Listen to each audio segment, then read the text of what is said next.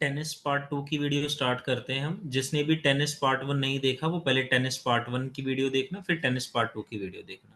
Tennis part 2 में start करते हैं। सबसे पहले आता है हमारी इंडियन गवर्निंग बॉडी। तो टेनिस की इंडियन गवर्निंग बॉडी कौन सी है? All India tennis association. कब फॉर्म हुई थी? 1920 में फॉर्म हुई थी। इसको आप इंपॉर्टेंट मार्क करोगे। All India tennis association was formed in 1920। ये पहले एंट्रेंस एग्जाम में क्वेश्चन आया है। नेक्स्ट आता है भाई इसके हेडक्वार्टर्स कहाँ पे? तो न्यू दिल्ली में इसके हेडक्वार्टर्स है, आर के Khanna tennis complex, new Delhi. और करंट प्रेसिडेंट कौन है इसके? डॉक्टर अनिल जैन। अब आता है कि भाई टेनिस के अंदर इंडिया ने ओलंपिक्स में कैसा परफॉर्म किया है। तो सबसे इंपॉर्टेंट जो डिटेल यहाँ पर आती है हमारे लिए वो आती है इंडियन लेजेंड लिएंडर पेस की।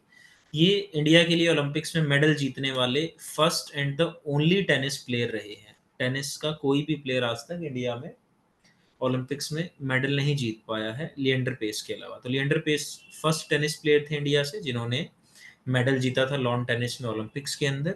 और लिएंडर पेस ने कौन सा मेडल जीता था? ब्रॉन्ज मेडल जीता था। किस इवेंट में जीता था? मेंस के सिंगल्स टेनिस इवेंट में। तो मेंस सिंगल्स में कोई भी ऐसा नहीं कर पाया। और कब जीता था? 1996 एटलांटा ओलंपिक्स में।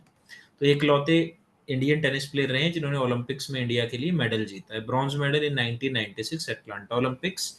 और वो भी मेंस सिंगल्स इवेंट में ऐसा किया था। और कोई इंडियन ऐसा नहीं कर पाया किसी भी इवेंट के अंदर टेनिस के ओलंपिक्स में। फिर आता है लिएंडर पेस के बारे में एक और इम्पॉर्टेंट डिटेल है, आप इसको बहुत इंपॉर्टेंट मार्क करोगे करंट सिनेरियो में। ये इंडिया की तरफ से ओलंपिक्स में पार्टिसिपेट करने वाले ऐसे खिलाड़ी हैं जिसने सबसे ज्यादा बार पार्टिसिपेट किया है इंडिया की तरफ से ओलंपिक्स में। तो इन्होंने 7 बार ओलंपिक गेम्स में पार्टिसिपेट किया है फ्रॉम 1996 ओलंपिक्स टू 2020 ओलंपिक्स। 7 बार ये इंडिया को रिप्रेजेंट कर चुके हैं ओलंपिक्स में, most by any Indian. Next आता है कि भाई 2024 पेरिस ओलंपिक्स में कौन कौन से टेनिस प्लेयर्स इंडिया को रिप्रेजेंट कर रहे हैं ओलंपिक्स में। तो रोहन बोपन्ना और एन श्रीराम बालाजी ये इंडिया को मेंस डबल्स इवेंट में रिप्रेजेंट कर रहे हैं। सिर्फ इंडिया ने मेंस डबल्स इवेंट में ही क्वालिफाई किया है 2024 पेरिस ओलंपिक्स के लिए। तो ये भी करंट अफेयर्स के मद्देनजर हमारे लिए इंपॉर्टेंट पॉइंट है। फिर नेक्स्ट आता है हमारा इंडिया के कुछ जो हमारे लेजेंड रहे हैं टेनिस के उनके बारे में कुछ डिटेल है। जैसे फर्स्ट अर्जुन अवार्डी कौन रहे हैं टेनिस में? तो रामानाथन कृष्णन। आप ध्यान से नाम पढ़ना, रामानाथन कृष्णन। इनके बेटे का भी जिक्र होगा जिनका नाम होगा रमेश कृष्णन। तो ये रामानाथन कृष्णन है। 1961 में इनको अर्जुन अवार्ड दिया गया था और ये लॉन टेनिस में फर्स्ट अर्जुन अवार्ड ही रहे थे। आज तक राजीव गांधी खेल रत्न अवार्ड, जिसका नाम अब चेंज करके मेजर ध्यानचंद खेल रत्न अवार्ड कर दिया गया है, तो ये किस टेनिस प्लेयर को आज तक मिला है? तो सिर्फ लिएंडर पेस को मिला था 1996-97 में। क्यों दिया गया था? क्योंकि 1996 एटलांटा ओलंपिक्स में इन्होंने इंडिया को ब्रॉन्ज मेडल जितवाया था। तो उस समय ये इनको राजीव गांधी खेल रत्न अवार्ड दिया था, जिसका नाम बदल के अब मेजर ध्यानचंद खेल रत्न अवार्ड कर दिया गया है। तो ये दोनों डिटेल्स हमारे लिए इंपॉर्टेंट होंगी, फर्स्ट अर्जुन अवार्डी भी या ओनली मेजर ध्यानचंद खेल रत्न अवार्डी इन टेनिस। नेक्स्ट आता है जैसे कि हमने टेनिस की पहली वीडियो में जिक्र किया था कि जब भी टेनिस के इवेंट्स होते हैं तो 3 कैटेगरी में इवेंट कराए जाते हैं किसी भी ग्रैंड स्लैम में। टेनिस में 4 ग्रैंड स्लैम होते हैं हमारे, Australian open, French open, Wimbledon open और यूएस ओपन। तो इन चारों ग्रैंड स्लैम्स में जो इवेंट होते हैं वो 3 कैटेगरी में होते हैं, सीनियर कैटेगरी, जूनियर कैटेगरी और व्हील चेयर कैटेगरी। तो व्हील चेयर टेनिस कैटेगरी। तो हम यहाँ पर जो जिक्र कर रहे हैं वो जूनियर इवेंट्स की बात कर रहे हैं कि भाई आज तक जब ग्रैंड स्लैम ओपन में किस किस इंडियन ने रिमार्केबल परफॉर्मेंस करी है। तो सबसे पहले बात करते हैं जूनियर के इवेंट की। तो रामानाथन कृष्णन पहले इंडियन बने थे जिन्होंने जूनियर कैटेगरी के अंदर ग्रैंड स्लैम टाइटल जीता था। इन्होंने कौन सा जीता था? Wimbledon open. इंपॉर्टेंट क्वेश्चन है हमारे लिए, फर्स्ट इंडियन जिन्होंने जूनियर कैटेगरी के अंदर इंडिया को कोई ग्रैंड स्लैम ओपन जीत के दिया था। सीनियर कैटेगरी में तो आज तक कोई इंडियन नहीं जीता है सिंगल्स में। तो इन्होंने बॉयज सिंगल्स इवेंट के अंदर विंबलडन जीता था। कब जीता था? 1954 में। नेक्स्ट आता है फर्स्ट इंडियन जिन्होंने फ्रेंच ओपन और विंबलडन ओपन दोनों जीते थे, मतलब विंबलडन भी जीता था जूनियर्स में और फ्रेंच ओपन भी जीता था जूनियर्स में। और किस कैटेगरी में? मेंस सिंगल्स इवेंट में। तो इनके बेटे थे रमेश कृष्णन जिन्होंने ऐसा किया था और इन्होंने ऐसा 1979 में किया था। तो रामानाथन कृष्णन ने 1954 में विंबलडन ओपन जीता था जूनियर्स में बॉयज सिंगल इवेंट में। ये पहले इंडियन थे कोई भी ग्रैंड स्लैम ओपन जीतने वाले किसी भी कैटेगरी में। दूसरा आता है फर्स्ट इंडियन जिन्होंने एक ही साल में विंबलडन भी जीता हो और फ्रेंच ओपन भी जीता हो जूनियर कैटेगरी में, तो इनके बेटे रहे हैं जिन्होंने मेन सिंगल्स इवेंट में ऐसा किया है, जिसको कि हम बॉयज सिंगल इवेंट कहते हैं जूनियर कैटेगरी में। क्या नाम है? रमेश कृष्णन। तो रमेश कृष्णन इनके बेटे थे रामानाथन कृष्णन के। नेक्स्ट आता है लिएंडर पेस की बात करें तो लिएंडर पेस ने भी जूनियर्स कैटेगरी में विंबलडन ओपन और यूएस ओपन जीता हुआ है बॉयज सिंगल्स के अंदर। तो हमसे पूछा जा सकता है लिएंडर पेस, क्योंकि हमारे यहाँ पर इंपॉर्टेंट है, तो लिएंडर पेस ने जूनियर कैटेगरी के अंदर कौन कौन से ग्रैंड स्लैम ओपन जीते हैं, तो इन्होंने विंबलडन और यूएस ओपन जीते हैं। फिर आता है ऑस्ट्रेलियन ओपन, सिर्फ आज तक एक ही इंडियन जीत पाया है जूनियर्स कैटेगरी में, तो उनका नाम है यूरी भांबरी। 2009 में उन्होंने ऑस्ट्रेलियन ओपन का टाइटल जीता था जूनियर कैटेगरी में। किस इवेंट में जीता था? तो बॉयज सिंगल्स इवेंट में ये जीता था। तो ये थे हमारी जूनियर की डिटेल्स, कौन कौन से ग्रैंड स्लैम किस किसने जीते हैं, ये इंपॉर्टेंट है, इसमें से क्वेश्चंस काफी बार आते हैं। नेक्स्ट आता है हमारा भाई सीनियर की इवेंट्स की जब हम बात करते हैं, तो सीनियर इवेंट्स की जब हम बात करते हैं तो उसमें पहला आता है हमारा only Indian to play the semifinal of Wimbledon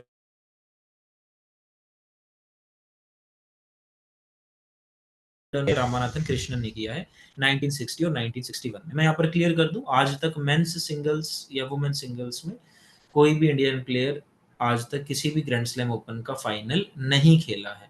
even semifinal खेलने वाले भी सिंगल्स इवेंट में सिर्फ एक प्लेयर है जिन्होंने विंबलडन ओपन का 2 बार सेमीफाइनल खेला है मेन सिंगल्स इवेंट में, वो है रामानाथन कृष्णन। 1960 और 1961 में इन्होंने ऐसा किया था। नेक्स्ट कुछ बात करें तो पहला इंडियन जिन्होंने सीनियर कैटेगरी में ग्रैंड स्लैम ओपन जीता था, तो वो थे महेश भूपति। महेश भूपति ने ग्रैंड स्लैम ओपन जीता था, लेकिन किस कैटेगरी में जीता था? तो इन्होंने जीता था वो भी फ्रेंच ओपन जीता था और मिक्स्ड डबल्स की कैटेगरी के अंदर जीता था। मिक्स्ड डबल्स वो इवेंट होता है जिसके अंदर एक फीमेल और एक मेल पार्टनर होते हैं और वो मिक्स डबल्स का इवेंट खेलते हैं। तो महेश भूपति ने फ्रेंच ओपन जीता था, ये पहले इंडियन थे जिन्होंने कोई भी ग्रैंड स्लैम ओपन जीता है। किस कैटेगरी में जीता है? तो मिक्स डबल्स में जीता है। और कौन सा ग्रैंड स्लैम ओपन जीता था? फ्रेंच ओपन जीता था। कब? 1997 में। इनकी पार्टनर कौन रही थी उस time? Rika Hiraki of Japan. इसके अंदर हम डिफरेंट कंट्रीज से अपने पार्टनर चूज कर सकते हैं। तो ये हमारे लिए इंपॉर्टेंट है कि भाई सीनियर कैटेगरी के अंदर किसने ग्रैंड स्लैम ओपन पहली बार इंडिया को जीत के दिया था? तो महेश भूपति ने ऐसा किया था और महेश भूपति ने फ्रेंच ओपन जीता था। फिर आता है first Indian to win doubles career grand slam. तो डबल्स कैरियर ग्रैंड स्लैम, अगर आपने पिछली वीडियो देखी है तो आप इसको समझते हो वर्ड को, कैरियर ग्रैंड स्लैम। तो कैरियर ग्रैंड स्लैम का मतलब होता है कि आपने कभी ना कभी अपने पूरे के पूरे कैरियर में चारों ग्रैंड स्लैम जीते हो। तो यहाँ पर लिखा है डबल्स कैरियर ग्रैंड स्लैम, मतलब डबल्स के इवेंट में। तो लिएंडर पेस ने मेंस डबल्स में चारों ग्रैंड स्लैम अपने कैरियर के अंदर किसी ना किसी ईयर में कभी ना कभी जीते हैं। तो कहा जाता है ये फर्स्ट इंडियन थे जिन्होंने डबल्स कैरियर ग्रैंड स्लैम का टाइटल अपने नाम किया था, लिएंडर पेस ने। तो डबल्स कैरियर ग्रैंड स्लैम मतलब जिन्होंने कभी ना कभी चारों grand slam over the course of their career जीते हैं और डबल्स में जीते, सिंगल्स में नहीं जीते। अगर सिंगल्स में जीते होते तो सिर्फ यहाँ नाम लिखा होता कैरियर ग्रैंड स्लैम, यहाँ मेंशन है डबल्स कैरियर ग्रैंड स्लैम। तो ये तीनों पॉइंट हमारे लिए बहुत इंपॉर्टेंट है। यहाँ पर मैं एक और इन्फॉर्मेशन ऐड करना चाहूंगा जो करंट में हमारे लिए इंपॉर्टेंट है। अभी जो करंट का 2024 ऑस्ट्रेलियन ओपन हुआ था उसमें रोहन बोपन्ना ने मैथ्यू एब्डन के साथ मिलके मेंस डबल्स इवेंट में ऑस्ट्रेलियन ओपन जीता है। तो ये करंट में इंपॉर्टेंट है कि किस इवेंट के अंदर रोहन बोपन्ना ने ऑस्ट्रेलियन ओपन जीता है। तो मेंस डबल्स में जीता है। और कौन सा ग्रैंड स्लैम जीता है मिक्स मेंस डबल्स में? तो उन्होंने जीता है ऑस्ट्रेलियन ओपन। तो ये हमारे लिए इंपॉर्टेंट डिटेल है। और पार्टनर का मैंने नाम बता दिया, इनके पार्टनर थे मैथ्यू एब्डन जो ऑस्ट्रेलिया के ही थे। नेक्स्ट आता है इसमें हमारा टेनिस कोर्ट की डायमेंशंस। टेनिस कोर्ट की डायमेंशंस समझने से पहले एक बार टेनिस कोर्ट को समझना वो कैसा दिखता है, उसके बाद हम इसकी डायमेंशंस पे आएंगे। तो टेनिस कोर्ट की जब भी हम बात करते हैं तो टेनिस कोर्ट जो होता है हमारा वो डबल्स के लिए बनाया जाता है। जहां भी टेनिस कोर्ट होगा तो डबल्स के लिए बनाया गया होगा और उसमें सिंगल्स की भी मार्किंग हमें देखने को मिलेगी। तो सबसे पहले समझते हैं, सेंटर में तो ये हो गया हमारा नेट। सेंटर में हमारा नेट हो गया।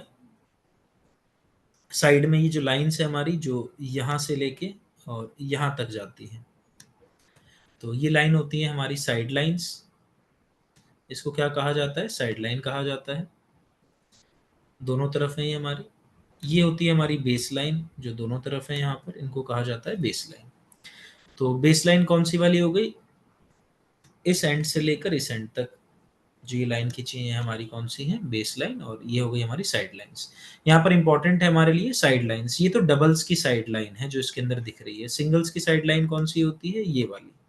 ये होती है सिंगल्स कोट की साइड लाइन और ये होती है डबल्स कोट की साइड लाइन। नेक्स्ट आता है सर्विस लाइन। तो सर्विस लाइन होती है हमारी ये वाली। सर्विस लाइन दर्शाती है कि जब भी कोई टेनिस प्लेयर दूसरी साइड से सर्विस करता है तो वो उसको इस सर्विस लाइन से पहले बॉल का टप्पा मारना होता है। जब वो इधर से सर्व कराएगा तो पहला टप्पा इस सर्विस लाइन से पहले पड़ना चाहिए। अगर नहीं पड़ेगा, सर्विस लाइन के बाद टप्पा पड़ेगा, तो उसको सर्विस फॉल्ट माना जाता है। तो ये हमारी सर्विस लाइन है। उसके बाद आता है सर्विस लाइन में जो ये बीच में लाइन दिख रही है जिसको सेंटर सर्विस लाइन कहते हैं। सेंटर सर्विस लाइन के दो टुकड़े करती है, जिसकी वजह से ये जो एरिया है सर्विस लाइन से पहले, इसमें ये राइट सर्विस बॉक्स कहलाएगा एक, और एक कहलाएगा लेफ्ट सर्विस बॉक्स। आप यहाँ देख सकते हो राइट सर्विस बॉक्स और लेफ्ट सर्विस बॉक्स। ये हमने क्यों लेफ्ट और राइट में डिवाइड किए? तो टेनिस के अंदर होता है कि सपोज एक प्लेयर यहाँ से सर्व करा रहा है इस पोर्शन से, तो क्रॉस में सर्विस करानी होती है। इधर से कराएगा तो उसका टप्पा इसमें लेफ्ट सर्विस बॉक्स में आना चाहिए। अगर वो इधर से सर्विस कराएगा तो उसका सर्विस का टप्पा राइट सर्विस बॉक्स में आना चाहिए। तो क्रॉस में सर्विस कराई जाती है, इसलिए इसको सेंटर सर्विस लाइन कहते हैं, जो दो सर्विस बॉक्स बनाती है, राइट सर्विस बॉक्स और लेफ्ट सर्विस बॉक्स। नेक्स्ट आता है, आप देख सकते हो जो साइड लाइन है हमारी यहाँ पर सिंगल्स और डबल्स में, इसके बीच में ये एरिया है, तो इसको ये एरिया को कहा जाता है डबल्स एलआई। क्या कहा जाता है? डबल्स एलआई। तो हमसे पूछा जाता है कई बार कि विड्थ ऑफ डबल्स एलआई बता दो, तो हमारे लिए या तो पूछ लेंगे distance between the side line of doubles और सिंगल्स, तो भी सेम है हमारा। और डबल्स एलआई की विड्थ पूछ ली तो भी हम यहाँ पर इसकी विड्थ बताते हैं। तो इस एरिया को कहा जाता है डबल्स एलआई। नेक्स्ट आप देख सकते हो नो मैंस लैंड, जो हमारी ये जो सर्विस लाइन है इसमें और बेस लाइन के बीच का जो ये एरिया होता है, इसको नो मैंस लैंड के नाम से जाना जाता है। तो मेजरली हम देखेंगे तो हमने यहाँ पर 6 चीजें पढ़ी है हमारी साइड लाइन्स सिंगल्स और डबल्स की। यहाँ पर आती है हमारी दोनों बेस लाइन, तीसरा पढ़ा है हमने हमारी सर्विस लाइन, चौथे पढ़ा है हमने सेंटर सर्विस लाइन जिसने हमारे 2 बॉक्स बनाए थे, पांचवा पढ़ा है हमने नेट, और छठा पढ़ा है हमने नो मैंस लैंड। तो ये 6 बेसिक चीज़ें हैं जो हमें टेनिस कोर्ट के ऊपर देखने को मिलती हैं। और मैंने सर्विस में थोड़ा-सा एक पॉइंट ऐड कर दिया कि जब भी सर्विस कराते हैं तो क्रॉस में करानी होती है सर्विस। इधर से कराओगे तो राइट सर्विस बॉक्स में करानी पड़ेगी, इधर से कराएँगे तो लेफ्ट सर्विस बॉक्स में करानी पड़ेगी। अब इसके कोर्ट के डायमेंशंस पे आते हैं हम। तो टेनिस कोर्ट के डायमेंशंस पे आते हैं तो सबसे पहले आता है length and breadth of the tennis court. Singles की बात करते हैं तो यहाँ पर भी एक इमेज है हमारी जो टेनिस कोर्ट को दर्शाती है। तो सिंगल्स की बात करी है लेंथ और ब्रेड्थ, तो लेंथ तो हो गई हमारी यहाँ से लेके पूरी यहाँ तक, और ब्रेड्थ हो गई हमारी यहाँ से लेके यहाँ तक। तो लेंथ कितनी है हमारी 78 फीट, और जो ब्रेड्थ है हमारी वो कितनी है 27 फीट। तो ये हो गई 27 और वो हो गई हमारी 78 जो लेंथ हो गई। फिर अगर इसको मीटर में देखते हैं तो मीटर में आएगी लेंथ हमारी 23.77 और ब्रेड्थ हो जाएगी 8.23। दोनों में आपको इसके डायमेंशन याद करनी जरूरी है, दोनों में से क्वेश्चन आते हैं, मीटर में भी और फीट में भी। फिर आती है length and breadth of the tennis court doubles में, तो ये होती है लेंथ 78 और हमारी जो विड्थ होती है 36। तो लेंथ तो सेम रहेगी हमारी ये 78, और विड्थ बढ़ जाएगी क्योंकि ये एरिया जुड़ जाएगा यहाँ से भी और यहाँ से भी। तो विड्थ हो गई यहाँ पर हमारी 36 फीट। मीटर में बात करेंगे तो 23.77, 10.97 मीटर। नेक्स्ट आता है distance of service line from net, distance of service line from net और length of the service area, और length of the service area. तो यहाँ पर आपको पता है ये क्या है? हमारी सर्विस लाइन है। ये क्या है? हमारी सर्विस लाइन है। ये बीच में क्या होता है? हमारा नेट होता है यहाँ से लेके यहाँ तक। तो ये हो गया हमारा सर्विस लाइन। तो हमसे पूछा जाता है distance of the service line from the net, कि यहाँ से यहाँ तक का डिस्टेंस बता दो। सर्विस लाइन का नेट से कितना डिस्टेंस होता है, या कई बार इसी को पूछ लेते हैं length of the service area, कि कितनी लंबाई है इस पूरे सर्विस एरिया की। तो कितनी होती है? 21 फीट या 6.40 मीटर। आप ना इसको इंपॉर्टेंट मार्क करोगे, काफी बार ये क्वेश्चन पूछा गया है कि जो सर्विस लाइन है हमारी वो नेट से कितनी दूर होती है टेनिस में। तो 21 फीट या 6.40 मीटर। नेक्स्ट आता है distance between the side lines of singles and double court. तो इसका पूछ रहा है, साइड लाइन ये डबल की है, ये सिंगल्स की है, इसके बीच का डिस्टेंस पूछा गया है। तो मैंने बताया था इस एरिया को क्या कहा जाता है, डबल सेलाई। तो दूसरे नाम से भी क्वेश्चन आता है, विड्थ बता दो डबल सेलाई की कितना चौड़ा है, तो इसकी विड्थ कितनी होती है, 4 फीट 5 इंचेस, या मीटर में बात करें तो 1.37 मीटर। नेक्स्ट आता है distance of the net post from doubles side line. ये कहना चाहता है कि आप बताइए नेट पोस्ट डबल्स की साइड लाइन से कितना दूर होता है डिस्टेंस। तो आप जब ये रेड लाइन मैंने मार्क करी थी एज अ नेट, तो आप देखोगे मैंने डबल्स की जो साइड लाइन है उससे दूर इसको मार्क किया है, यहाँ तक मार्क किया है, यहाँ तक और यहाँ तक। तो जो हमारा गोल पोस्ट होता है ना, वो इस डबल्स लाइन से दूर होता है। तो कितना दूर होता है, तो वो लगभग हमारा एग्जैक्ट डिस्टेंस बात करें तो 3 फीट दूर होता है। 3 फीट यहाँ पे होता है डबल्स वाली लाइन से दूर, 3 फीट यहाँ पर इसके जो पोस्ट होते हैं। इसको आप इंपॉर्टेंट मार्क करोगे कि नेट पोस्ट डबल्स की साइड लाइन से कितना और पीछे होता है, तो वो 3 फीट होता है दूर, या 0.914 मीटर। नेक्स्ट होता है टेनिस के अंदर जो विड्थ होती है सभी लाइंस की, वो कितनी होती है, तो 5 सेंटीमीटर कहो या 2 इंच कहो, एक्सेप्ट बेस लाइन की। बेस लाइन जो होती है ना, इसको 10 सेंटीमीटर चौड़ा बनाया जाता है। कितना बनाया जाता है, 10 सेंटीमीटर चौड़ा, या इंचेस में पूछेंगे तो इसको क्या कहोगे आप, 4 इंचेस, 4 इंचेस। तो ये भी हमारे लिए इंपॉर्टेंट है, विड्थ ऑफ टेनिस कोर्ट की लाइंस। तो लाइंस में आप याद रखना, सिर्फ बेस लाइन 10 सेंटीमीटर वाइड होती है। बेस लाइन कौन सी होती है हमारी, ये वाली बेस लाइन होती है ये। नेक्स्ट आता है टेनिस नेट की हम बात करते हैं। तो टेनिस नेट के क्वेश्चन पहले काफी बार पूछा गया है। तो टेनिस नेट में सबसे इंपॉर्टेंट आता है height of the tennis net from centre. Tennis net जो होता है, तो यहाँ पर हमारे गोल पोस्ट है दोनों तरफ डबल्स लाइन से थोड़े से दूर।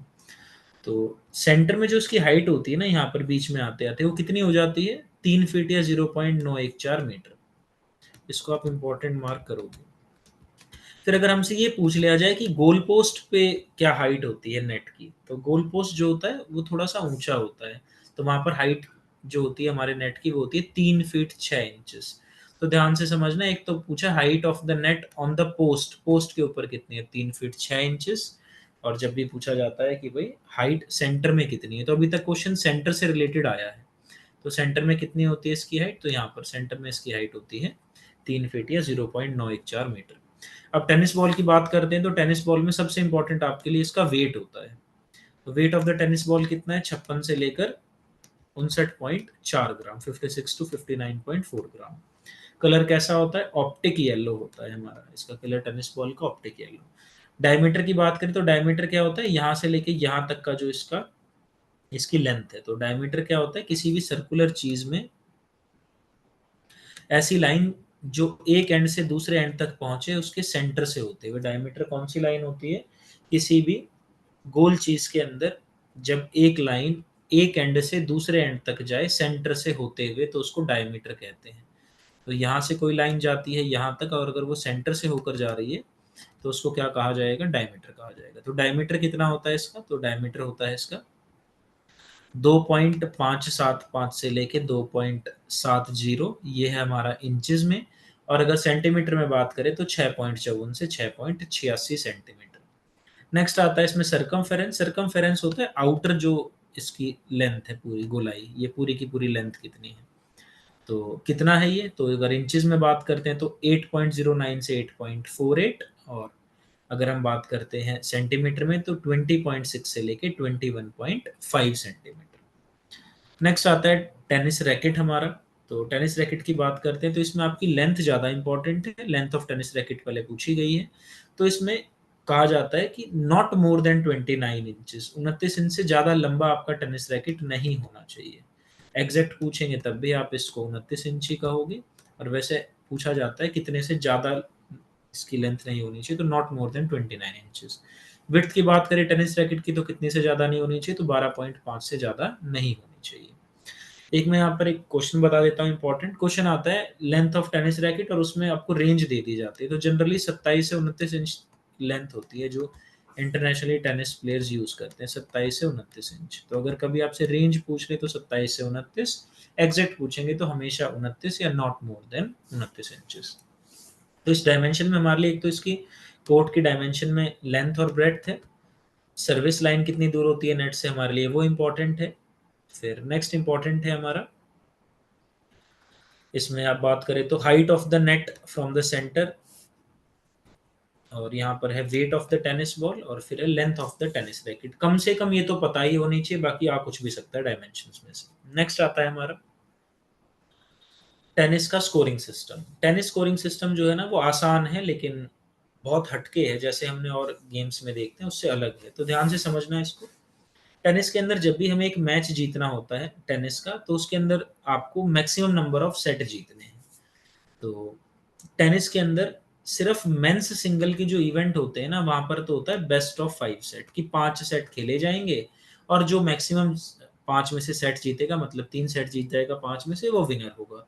बाकी मेंस सिंगल इवेंट को छोड़कर बाकी सभी जितने भी हमारे इवेंट्स कराए जाते हैं, चाहे वो वुमेन सिंगल हो, मेंस डबल, सारे इवेंट में बेस्ट ऑफ 3 सेट होता है। तो जो ज्यादा सेट जीतता है टेनिस के अंदर, उसको विनर डिक्लेयर किया जाता है कि भाई वो एक टेनिस का मैच जीत गया। तो मान के चलते हैं भाई हमारा जो मैच हो रहा है वो बेस्ट ऑफ 3 सेट है, कि भाई 3 सेट का मैच है। तो जो भी 3 में से ज्यादा सेट जीतेगा, 3 में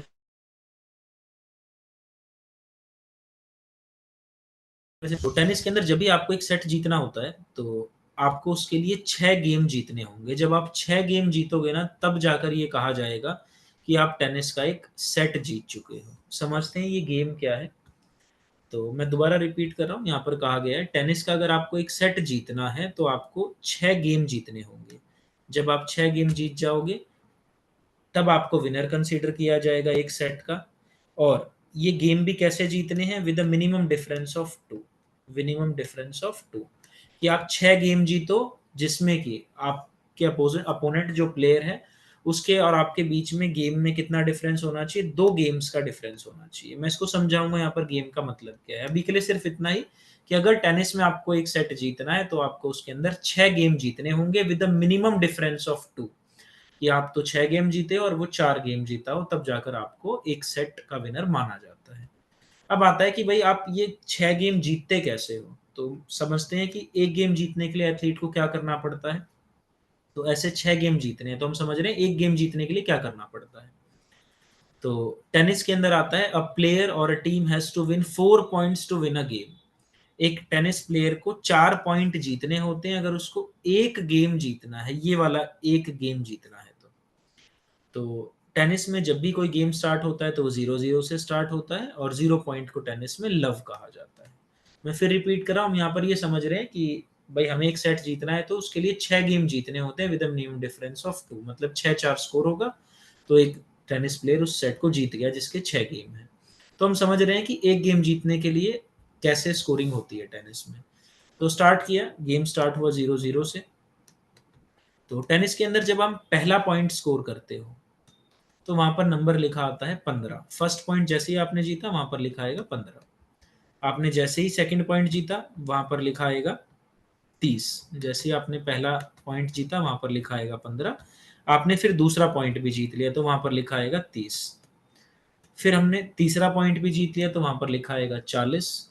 और हमने अगर चौथा पॉइंट भी जीत लिया अपने अपोनेंट से, तो हम कहेंगे कि हमने एक गेम जीत लिया। तो अब स्कोर क्या हो गया यहाँ पर? 1-0। क्या हो गया है? 1-0। हमने एक गेम जीत लिया और उसने कितने गेम जीते हैं? 0 गेम जीते हैं।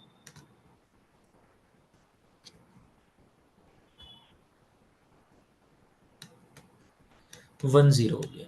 हमें 6 गेम ऐसे जीतने हैं। फिर दोबारा से मैच को स्टार्ट किया गया, जैसे ही आप एक गेम जीत गए तो दोबारा से स्कोर हो जाता है 0-0। तो यहाँ पर आपने पहला पॉइंट स्कोर किया तो आपको मिल गए 15। दूसरा पॉइंट स्कोर किया तो वहां पर पॉइंट लिखे आ गए 30। तीसरा आपने पॉइंट जीता, लिखा आ गया 40। और जैसे ही आपने चौथा पॉइंट जीत लिया तो कहेंगे आपने एक और गेम जीत लिया, तो स्कोर यहाँ पर क्या लिखा आ गया? 2-0। तो आपको ऐसे कम से कम 6 गेम जीतने हैं विद मिनिमम डिफरेंस ऑफ 2, मतलब 6-0 से जीतो, 6-1, 6-2, 6-3 या 6-4 से आप जीत सकते हो। मिनिमम डिफरेंस होना चाहिए 2 गेम का। तो इतनी बात समझ में आती है कि एक गेम जीतने के लिए हमें 4 पॉइंट टेनिस में जीतने होते हैं। जैसे ही हमने 4 पॉइंट जीते तो आपको एक गेम विनर दिखा दिया जाएगा, और दोबारा से पॉइंट कितने हो जाएंगे यहाँ पर? 0-0 हमारे। अब 0-0 हमारे पॉइंट हो गए हैं, तो दोबारा से आपको 4 पॉइंट जीतने हैं, फिर आप एक गेम जीत जाओगे। अब इसके अंदर छोटा सा चेंज ये आता है, सपोज भाई दोनों प्लेयर हैं, दोनों प्लेयर्स अच्छा खेलते हैं, तो स्कोर रहा उनका पहला पॉइंट एक प्लेयर ने जीता तो उसको मिल गए 15 पॉइंट, 15 नंबर दे दिए। दूसरे प्लेयर ने भी पहला पॉइंट स्कोर कर लिया तो उसको भी 15 मिल गए। फिर एक ने दूसरा पॉइंट स्कोर किया तो उसको 30 मिल गए। तीसरा उसने स्कोर किया तो उसको दे दिए 40। ऐसे अपोनेंट ने भी सेकंड पॉइंट भी जीत लिया, थर्ड पॉइंट भी जीत लिया, तो अब दोनों का स्कोर कितना हो गया? 3-3 पॉइंट जीतने के बाद 40-40। जब भी ऐसा होता है कि हम एक गेम खेल रहे हैं और उसमें प्लेयर्स ने 3-3 पॉइंट जीत लिए, तो वहां पर क्या नंबर लिखा आ जाएगा? 40-40। इस सिचुएशन को ड्यूस कहा जाता है। If both the player win 3 points each in a game, that तो स्कोर हो जाएगा 40-40, तो उसको कहा जाता है सिचुएशन को ड्यूस। जब भी 40-40 की स्कोर हो जाता है उसको ड्यूस कह दिया। ड्यूस की सिचुएशन में दोनों प्लेयर्स को अगर ये गेम जीतना है तो उसको उनको लगातार 2 पॉइंट स्कोर करने होंगे।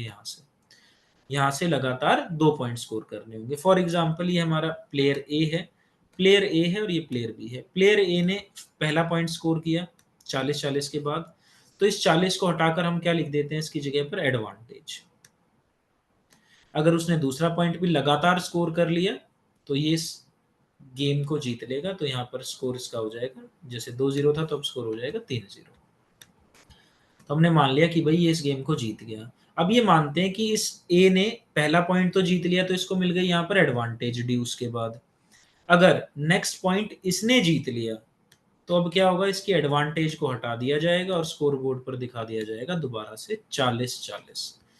तो यहाँ से अगर 40-40 से किसी को भी गेम जीतना है तो उसको लगातार 2 पॉइंट स्कोर करने पड़ेंगे। अगर प्लेयर ऐसा नहीं कर पा रहे हैं तो दोबारा से स्कोर 40-40 ही हो जाएगा। एडवांटेज मिली, आप स्कोर नहीं कर पाए दूसरा पॉइंट, तो स्कोर दोबारा से 40-40 हो जाएगा, आपको 2 पॉइंट जीतने पड़ेंगे। तो एक ये सिचुएशन आती है हमारी जिसके अंदर हम यूज करते हैं ड्यूस शब्द को 40-40। एडवांटेज जब 40-40 के बाद आपने पहला पॉइंट स्कोर किया और अगर एडवांटेज के बाद आपने एक और पॉइंट लगातार स्कोर कर लिया तो आपको पूरा का पूरा गेम जीत जाते हैं। अगर आपने नहीं किया ऐसा, एडवांटेज के बाद पॉइंट नहीं जीता, तो दोबारा से स्कोर पे ड्यूस लिखा जाता है 40-40 और दोबारा से आपको 2 पॉइंट जीतने होते हैं। तो ये तो बात होती है हमारी कि पॉइंट स्कोर्स की। तो ये ऐसे हम पॉइंट को स्कोर करते हैं और जो 4 पॉइंट जीतता है उसको एक गेम दे दिया जाता है। तो सपोज ऐसा करते करते भाई एक प्लेयर था, उसने 6 गेम जीत लिए with a minimum difference of 2, तो वो एक सेट जीत गया। अब आता है कि अगर स्कोर गलती से ऐसा हो जाए 6-5, क्या हो सकता है ये 6-5? कि भाई दोनों प्लेयर्स ने ना 5-5 गेम जीते हैं। जब छठा गेम खेला गया तो इस प्लेयर ने छठा गेम जीत लिया, तो स्कोर क्या आ गया? 6-5। तो इसने भले ही 6 गेम जीत लिए लेकिन एक कंडीशन सेटिस्फाई नहीं करी अभी तक, वो क्या है? Minimum difference of 2। यहाँ पर गेम का डिफरेंस देखोगे तो एक है, इसने 6 गेम जीते हैं, इसने 5 गेम जीते हैं। तो ऐसे में हम एक और गेम खेलेंगे, उसके अंदर अगर ये जीत गया तो स्कोर क्या हो जाएगा हमारा? ये गेम जीत गया तो स्कोर हो जाएगा 7-5। तो हम यहाँ पर एक सेट को बंद कर देंगे और टीम या प्लेयर 1 को हम विनर डिक्लेयर कर देंगे। अगर वो 6 के बाद भी एक और जीत गया तो क्या हो गया? 7-5। सपोज ये ना जीते और स्कोर हो जाए 6-6, ये सिचुएशन भी पॉसिबल है। तो अगर 6-6 हो जाता है तो इसको कहा जाता है टाई ब्रेकर सिचुएशन। जब भी टेनिस के अंदर दोनों प्लेयर्स 6-6 गेम जीत लेते हैं तो इसको टाई ब्रेकर सिचुएशन कहा जाता है। टाई ब्रेकर सिचुएशन में हम सभी पिछली बातों को भूल जाते हैं। सभी पिछली बातों को, जब 6-6 स्कोर टेनिस में होता है, 6 गेम एक प्लेयर ने जीते हैं, 6 दूसरे ने, तो उसको कहा जाता है हमारा टाई ब्रेकर सिचुएशन। तो टाई ब्रेकर सिचुएशन में हम कैसे इसको परफॉर्म करते हैं? एक प्लेयर को 7 पॉइंट जीतने होते हैं। सारा जो पीछे हमने पढ़ा है उसको बिल्कुल भूल जाओ। टाई ब्रेकर में सिर्फ प्लेयर्स को कहा जाता है आपको 7 पॉइंट स्कोर करने हैं। जो भी पहले 7 पॉइंट स्कोर करेगा, point 1, point 2, point 3, point 4। Tie breaker में कुछ अवार्ड नहीं होता कि पहला पॉइंट करोगे तो 15 लिखा आएगा, दूसरा पॉइंट जीतोगे तो 30, कुछ नहीं लिखा आता। सिर्फ आपको 7 पॉइंट स्कोर करने हैं। लेकिन यहाँ पर भी रूल है, जो पहले 7 पॉइंट स्कोर करेगा वो विनर होगा with the minimum difference of 2। 7-5 के डिफरेंस से जीतना है। अगर ऐसा करता है तो उसको एक सेट का विनर दे दिया जाता है। स्कोर क्या हो जाएगा? जिसने भी टाई ब्रेकर जीत लिया, यहाँ पर लिखा आ जाएगा 7-6। जिसने टाई ब्रेकर जीत के इसको जीता है तो ये हो गया एक सेट का विनर। याद रखना, अगर टाई ब्रेकर में ये दोबारा से यहाँ पर मान लो स्कोर हो जाता है हमारा 6-6, टाई ब्रेकर चल रहा है, 6-6 पॉइंट ले लिया, अब इसने पहले 7वां पॉइंट ले लिया, तो इसको विनर अब भी डिक्लेयर नहीं किया जाएगा।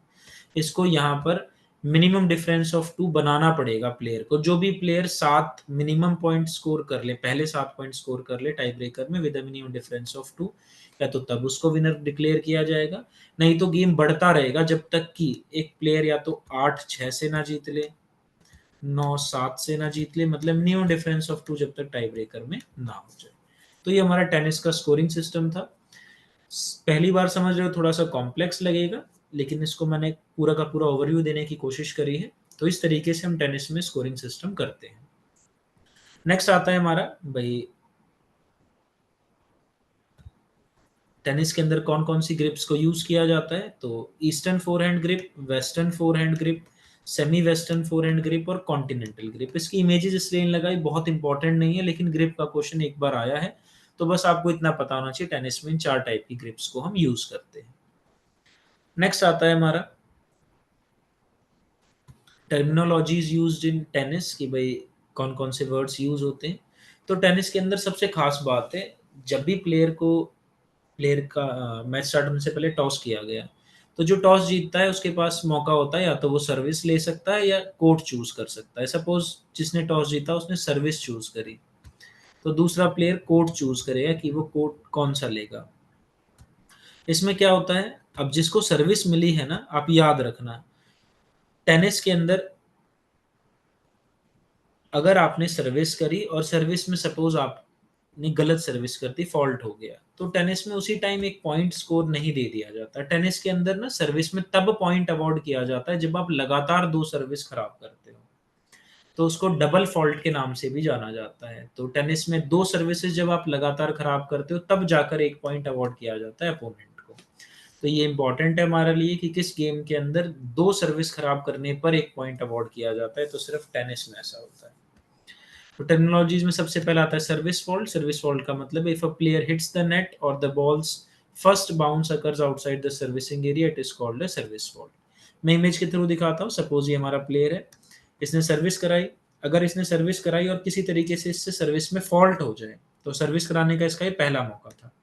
तो या तो हो सकता है कि इन सर्विस एरिया के अंदर बॉल का टप्पा ना आया हो, इसके बाहर पड़ गया हो, या बॉल नेट से टकरा जाए, तो इसको सर्विस फॉल्ट कहा। सर्विस फॉल्ट होते ही अभी क्या हुआ है कि पॉइंट अवॉर्ड नहीं किया गया।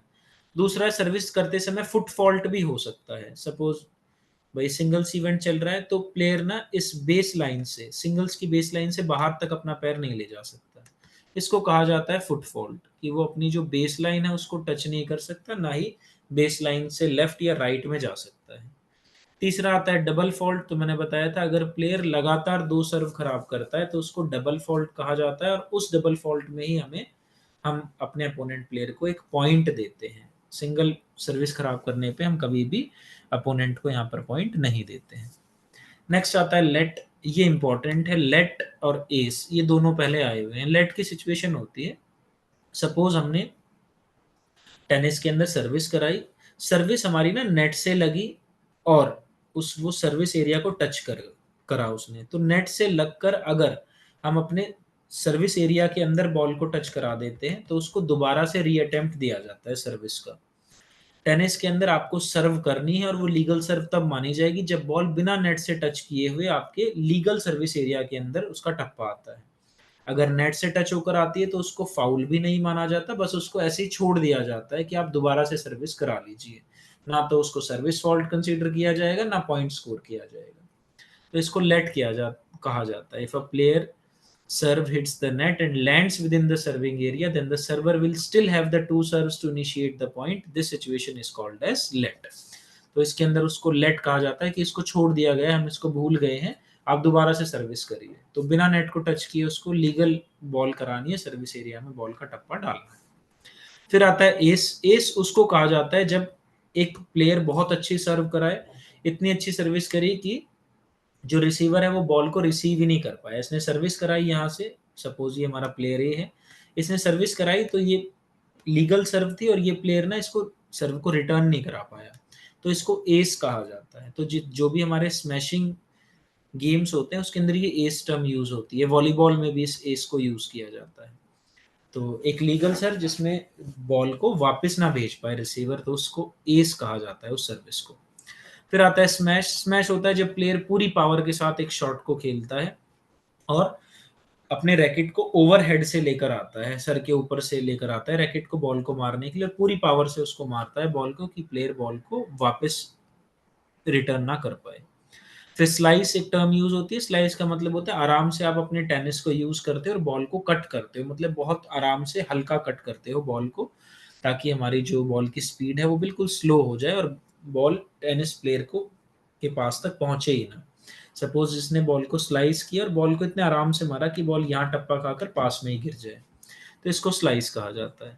फिर रैली होता है जब लगातार दोनों प्लेयर, पहले इसने बॉल मारी फिर दूसरे प्लेयर ने फिर इसने लगातार ये हमारा प्ले चल रहा है, तो इसको रैली कहा जाता है। एडवांटेज मैंने आपको बताया था, एडवांटेज टर्म होती है जब भी ड्यूस हो जाए, 40-40 हो जाए पॉइंट में, तो जब पहला पॉइंट आप स्कोर करोगे ड्यूस में तो उसके कहा जाता है एडवांटेज। फिर टाई ब्रेकर है। टाई ब्रेकर का रूल मैंने आपको बता दिया, जब भी टेनिस के अंदर 6-6 गेम की बराबरी हो जाती है तो टाई ब्रेकर स्टार्ट होता है।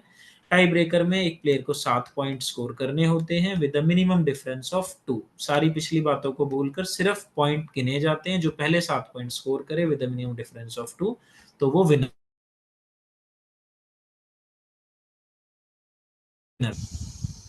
अगर स्कोर हो गया टाई ब्रेकर में 6-6, हमारा टाई ब्रेकर खेलते खेलते 6 पॉइंट एक ने स्कोर किए 6 दूसरे ने, तो नेक्स्ट वाला 7वां पॉइंट जीतेगा, तो उसको विनर नहीं माना गया क्योंकि 7-6 हो गया, लेकिन मिनिमम डिफरेंस ऑफ 2 नहीं है, तो उसको एक और जीतना पड़ेगा, जैसे कि 8-6 तब विनर माना जाएगा, 9-7 होगा तब माना जाएगा, 10-8 होगा तब माना जाएगा। नेक्स्ट और एक इंपॉर्टेंट डिटेल है, जितने भी हमारे ग्रैंड स्लैम्स होते हैं ना, जो चारों ग्रैंड स्लैम है, Australian open, French open, Wimbledon और यूएस ओपन, इन सभी में जो डिसाइडिंग सेट है, जैसे सपोज एक गेम हो रहा है बेस्ट ऑफ 3 सेट, तो जो डिसाइडिंग सेट होता है ना, उसके अंदर जैसे सेट 1 था, उसमें अगर टाई ब्रेकर खेलना हुआ तो 7 पॉइंट का ही टाई ब्रेकर खेलेंगे। फिर सेट नंबर 2 में भी अगर टाई ब्रेकर खेलना हुआ तो 7 पॉइंट का ही टाई ब्रेकर होगा। अगर एक डिसाइडिंग सेट है, मतलब उस सेट से ये तय हो रहा है कि कौन इस पूरे मैच को जीतेगा, सपोज बेस्ट ऑफ 3 सेट खेल रहे थे, तो अगर यहाँ पर हमारा 6-6 गेम बराबर हो जाता है और टाई ब्रेकर खेलना पड़ता है, तो यहाँ पर टाई ब्रेकर 10 पॉइंट का होता है। ये हमारे लिए इंपॉर्टेंट डिटेल है, आप इसको इंपॉर्टेंट मार्क करोगे। ग्रैंड स्लैम्स में जो डिसाइडिंग सेट होता है, मैच को जो सेट डिसाइड करता है, अगर उसमें टाई ब्रेकर खेला जाता है तो वो 10 पॉइंट का खेला जाता है। सेम रूल है, 10 पॉइंट जो पहले स्कोर करता है with a minimum difference of 2, तो 10-8 से वो विनर होगा। अगर स्कोर 9-9 बराबर है टाई ब्रेकर में, प्लेयर ने 10वां पॉइंट स्कोर कर लिया, तो उसको भी विनर डिक्लेयर नहीं किया जाएगा, क्योंकि 10-9 है स्कोर, मिनिमम डिफरेंस ऑफ 2 यहाँ पर नहीं है। विनर कब कहलाएगा, जब या तो 11-9 हो, 12-10 हो, 13-11 हो, तब उसको विनर कंसीडर किया जाएगा। नेक्स्ट कुछ इसके इंपॉर्टेंट पॉइंट आते हैं हमारे, जैसे कि वन ग्रिप मेथड को टेनिस में क्या कहा जाता है, तो कॉन्टिनेंटल ग्रिप। अगर टेनिस खेलते खेलते बॉल ब्रेक हो जाए तो क्या करते हैं, तो उस पॉइंट को दोबारा से रिप्ले किया जाता है, किसी को पॉइंट अवार्ड नहीं किया जाता, दोबारा से पॉइंट को रिप्ले किया जाएगा। अगर सर्विस कोर्ट एरर डिस्कवर कर लिया जाए और the error shall be corrected, तो एग्जिस्टिंग स्कोर शेल स्टैंड। ये कहता है कि अगर सर्विस कोर्ट एरर है, मतलब तो उसमें फिर हम क्या करते हैं, एग्जिस्टिंग स्कोर को स्टैंड रखते हैं। नेक्स्ट आता है इन अ टाई ब्रेकर टेनिस के अंदर, तो players turn each ends every 6th point.